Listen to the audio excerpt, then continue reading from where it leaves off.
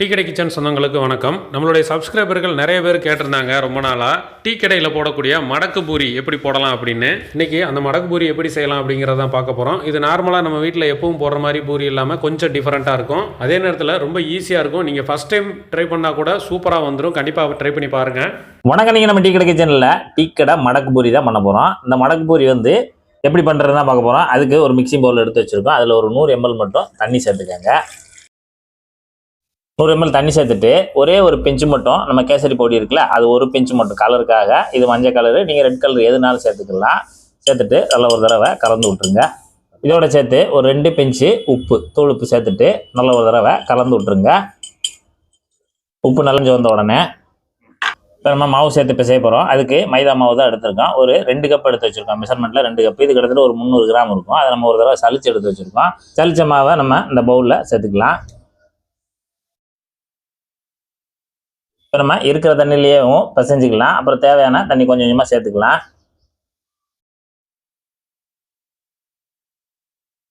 மடக்கு பூரிக்கு மாவு பிசையும் போது ரொம்பையும் இலக்கமாக பிசைய வேண்டாம், கொஞ்சம் டைட்டாக தான் பிசையணும். அதனால் தண்ணியை தேவையை தக்கன கொஞ்சம் கொஞ்சமாக சேர்த்துக்கலாம். இப்போ நம்ம 100 ml தண்ணியில் நம்ம ஒரு தடவை பிசைஞ்சு விட்டுட்டோம்.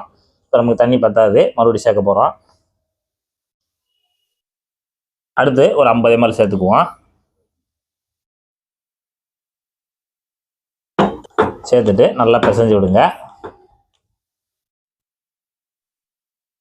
இதில் எண்ணெய் எதுவும் சேர்க்க வேண்டாம். நெய்யோ எண்ணெயோ எதுவும் சேர்க்க வேண்டாம். சும்மா அப்படியே உப்பு கலர் பொடி, மாவு, தண்ணி, அவ்வளோதான். நீங்கள் கலர் வேண்டாம்னு நினச்சிங்கன்னா நம்ம மடக்கு பூரி ஒயிட்டாகவே இருக்கும். அவ்வளோதான் வித்தியாசம். பார்த்தீங்கன்னா 150 ml தண்ணி தான் தேவைப்பட்டிருக்கு. நல்லா மாவு இந்த அளவுக்கு கெட்டி பதத்துக்கு பிசைஞ்சாச்சு. பிசைஞ்சிட்டு நல்லா உருட்டிடுங்க. உருட்டிட்டு ஒரு 1/4 மணி நேரம் நல்லா அப்படியே ஊற விட்டுருங்க. நல்லா ஊறட்டு ஒரு ஈர துணியை வச்சு மூடி வச்சுட்டு ஊற வச்சிடலாம். மாவு பிசைஞ்சு ஊற வச்சிட்டோம். ஊறிக்கிட்டு இருக்க டயத்தில் நம்ம இங்கே பாகு காய்ச்சிடலாம். பாகு காய்ச்சலுக்கு இந்த பாத்திரத்தில் நம்ம மடக்கு பூரியை முக்கிற அளவுக்கு இந்த மாதிரி ஒரு பெரிய பாத்திரத்தை எடுத்துகிட்டு இதில் 2 கப் ஜீனி, அதாவது கிட்டத்தட்ட ஒரு 1/2 கிலோ ஜீனி நம்ம எடுத்து இதில் போட்டு சேர்த்துருக்கோம். சேர்த்துட்டு இதில் ஒரு 100 ml தண்ணி மட்டும் சேர்த்துக்குவோம். 100 ml தண்ணி சேர்த்துட்டு இப்போ நல்லா கலந்து விடுங்க. இப்போ ஜீனி கரைஞ்சி நமக்கு கொதிச்சு வரட்டும். பாகு நல்லா கொதிச்சு வந்துக்கிட்டு இருக்கு. இதில் பாகு ரொம்பலாம் இல்லை, லேசான ஒரு பிசுபிசுப்பு பதம் வந்தால் போதும். அது வரைக்கும் நம்ம கலந்து விட்டுட்டு பிசுபிசுப்பு வர வரைக்கும் நம்ம வெயிட் பண்ணுவோம். பாகு கொதிச்சு ஒரு 3 நிமிஷம் ஆச்சு. 3 நிமிஷத்துலேயே நமக்கு நல்லா அந்த பாகு பிசுபிசுப்பு பதம் வந்துருச்சு. லைட்டாக அந்த மாதிரி பிசுபிசுப்பு பதம் இருந்தாலே போதும். ரொம்ப கம்பி பதம் அந்த மாதிரியெல்லாம் இருக்க வேண்டாம். அந்த பிசுபிசுப்பு பதம் வந்த உடனே நம்ம ஸ்டவ் ஆஃப் பண்ணிவிட்டு இப்போ நம்ம பாகு காய்ச்சி வச்சுருக்கையில் ஒரு 5 சொட்டு மட்டும் லெமன் ஜூஸை பிழிஞ்சு விட்டுருங்க. அந்த கரைஞ்ச பாகு மறுபடியும் ஜீனியாக மாறாமல் இருக்கிறதுக்கு தான் நம்ம அந்த எலுமிச்சம்பழத்தை இதில் சேர்த்து விட்ருக்கோம். இப்போ ரெடியான பாகில் ஒரு 1/4 மூடி, அதாவது வெண்ணிலா எசன்ஸு ஒரு 1/4 மூடி மட்டும் அப்படி சேர்த்துக்குவோம். நீங்கள் வெண்ணிலா எசன்ஸ் இல்லைன்னா ஏலக்காய் தூள் ஒரு 2-3 காயை பிச்சு உள்ளே போட்டு கூட சேர்த்துக்கலாம். நான் இன்றைக்கி வெண்ணிலா எசன்ஸ் சேர்த்துருக்கேன். இது கொஞ்சம் நல்லா வாசமாக நல்லாயிருக்கும். நீங்கள் ஏலக்காய் தூள் சேர்க்கறனாலும் சேர்த்துக்கலாம். இப்போ கலந்தாச்சு. இந்த பாகு அப்படியே இருக்கட்டும். 1/4 மணி நேரம் நல்லா ஊறிடுச்சு. ஊறின பிறகு மறுபடியும் இந்த மாவை அப்படி மேல் மாவு உள்ளே கூடி அமுத்தி விடுங்க. நல்லா சைனிங்காக அப்படியே ஊறி நல்லா மாவு நைஸாக வரும். இது போல் ஒரு 2-3 நிமிஷம் அந்த மாதிரி பிசைஞ்சு விடுங்க. நல்லா பிசைஞ்சு விட்டாச்சு. இந்த அளவுக்கு பிசைஞ்ச பிறகு இப்போ நம்ம பூரி போடுறதுக்கு சின்ன சின்ன உருண்டைகளாக போட்டுக்கணும். இப்போ பூரி போடுறதுக்கு நம்ம சின்ன சின்ன உருண்டைகளாக போட்டுக்கலாம். வீட்டில் போடுறதுனால நம்ம சின்ன சைஸ்லேயே போட்டுக்கலாம். நல்லா இது போல் நல்லா மடித்து உள்ளே தள்ளி விட்டுக்காங்க. தள்ளி விட்டுட்டு லேசாக அப்படி நல்லா இது பண்ணிவிட்டு இந்த மாதிரி எடுத்து விட்ருங்க. அவ்வளோதான். பார்த்திங்கன்னா இந்த மாதிரி சின்ன சின்ன உருண்டைகளாக எடுத்து நம்ம தனியாக வச்சுக்கலாம். இப்போ நம்ம பூரி தேய்க்க போகிறோம். பூரி தேய்க்கிறதுக்கு மைதா மாவு லேசாக தூவி விட்டுக்கோங்க. தூவி விட்ட பிறகு நம்ம இங்கே செய்து வச்சுக்கூடிய ஒரு உருண்டையை எடுத்து அந்த மைதா மாவு மேலே வச்சு நல்லா வட்டம் பண்ணுங்க. நல்லா அந்த பக்கம் 2 பக்கம் பெரட்டி வட்டம் பண்ணிடுங்க. பூரிக்கட்டையை வச்சு நல்லா நைஸாக தேய்ச்சிக்க போகிறோம்.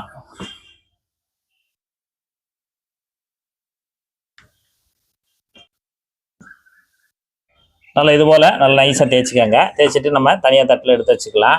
பார்த்தீங்கன்னா இந்த மாதிரி லேசாக அந்த மாவு நீங்கள் லேசாக இப்படி 2 பக்கம் தட்டினீங்கன்னா நல்லா உதிர்ந்துடும். அடுத்து இந்த கடாயில் நல்லா பூரி முங்குற அளவுக்கு எண்ணெயை சேர்த்துட்டு, எண்ணெய் சூடு பார்த்திங்கன்னா ரொம்ப மீடியமாக இருக்கணும். அதாவது நார்மலாக பூரி நம்ம ஹெவியாக வச்சு போடுவோம் சூடு. ஆனால் இந்த பூரியை பொரிக்கும் போது மீடியமான ஹீட்டில் தான் இருக்கணும். அடுப்பையும் மீடியத்திலே வச்சுக்கோங்க. இப்போ நமக்கு மீடியமான ஹீட்டில் இருக்குது. இந்த மாதிரி நல்லா நம்ம தேய்ச்சி வச்சுக்கக்கூடிய பூரியை மெதுவாக உள்ளே சேர்த்துருங்க. சேர்த்துட்டு நல்லா அமுத்தி விடுங்க. நல்லா அமுத்தி விடுங்க.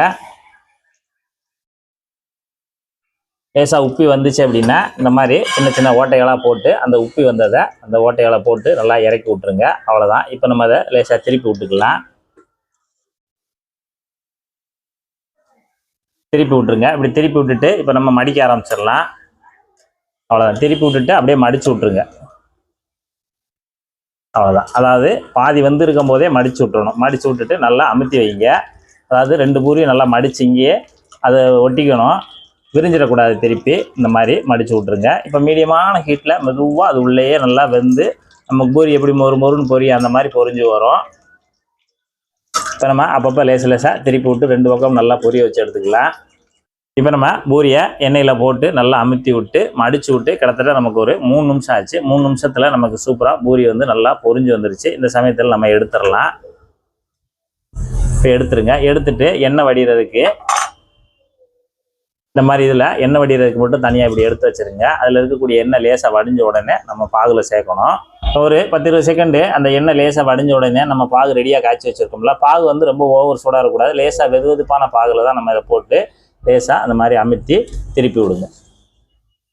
பாகில் ரொம்ப நேரம் ஊறக்கூடாது. பாகில் லேசாக ஒரு நிமிஷம் மட்டும் நல்லா இந்த பக்கம் அந்த பக்கம் நல்லா பிரட்டி விடுங்க. அந்த 1 நிமிஷத்துலேயே நமக்கு அது எந்த அளவுக்கு பாகு குடிக்குதோ அதுவே நமக்கு சரியாக இருக்கும். பார்த்தீங்கன்னா நல்லா ஒரு 2 தடவை 3 தடவை திருப்பி விட்டுட்டு ஒரு 1 நிமிஷம் கழித்து நம்ம பாகுலேருந்து பூரியை வெளியே எடுத்துடலாம். வெளியில் எடுத்துட்டு இதுலேருந்து பாகை கொஞ்சம் வடிச்சிருங்க.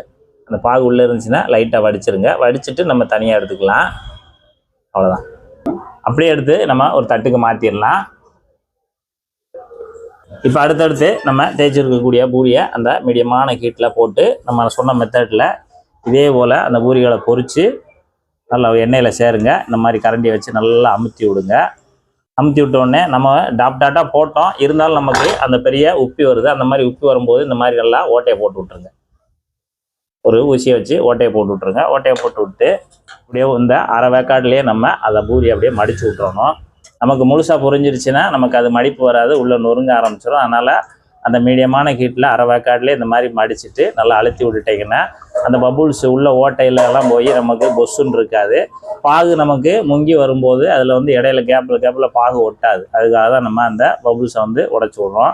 இதே போல் நம்ம சொன்ன பக்கத்தில் 2-3 நிமிஷம் நல்லா இதுலேயும் மொறுன்னு பொரிய விட்டுட்டு தான் நம்ம இதுலேருந்து எடுக்கணும்.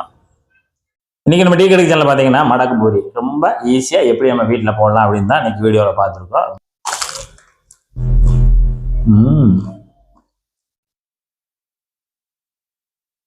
நல்லா மொறுன்னு அவ்வளோ ஜூஸியாக அவ்வளோ பாகு உறிஞ்சு சூப்பராக இருக்கும். இதே போல் இதே மெத்தடில் நீங்களும் ஒரு சூப்பரான டீ கடை மடக்கு பூரி செய்து சாப்பிட்டு பார்த்துட்டு எப்படின்றதை மறக்காம கமெண்ட்ல சொல்லுங்கள். நன்றி, வணக்கம்.